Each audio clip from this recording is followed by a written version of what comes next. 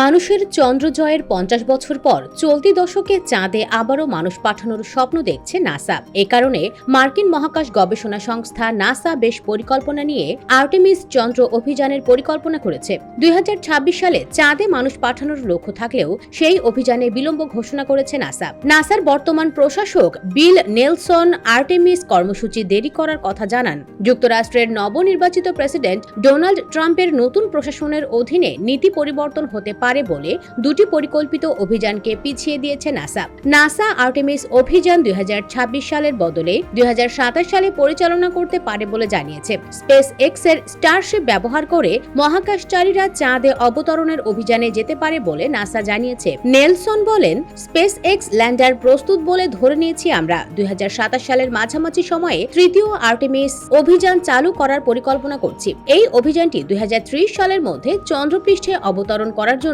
চীনা সরকারের লক্ষ্যের আগেই বাস্তবায়িত হবে। অভিযান দেরি করার কারণ হিসেবে জানা গেছে, প্রথম আর্টেমিস অভিযানে লকহিড মার্টিনের ওরিয়ন ক্রু ক্যাপসুল ও হিট শিল্ডে ২০২২ সালে পৃথিবীর বায়ুমণ্ডলে পুনঃপ্রবেশের সময় ফাটল দেখা যায়। তখন নভোযানটিতে আংশিকভাবে ক্ষয় দেখা যায়।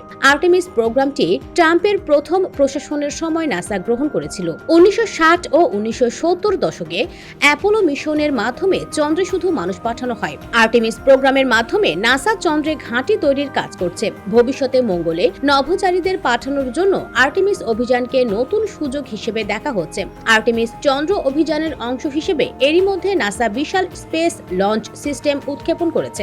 আর্টেমিসের পরবর্তী অভিযানের জন্য আরও উন্নত খেয়াযান ব্যবহারের চেষ্টা করছে নাসা। সূত্র রয়টার্স। US Bengal report.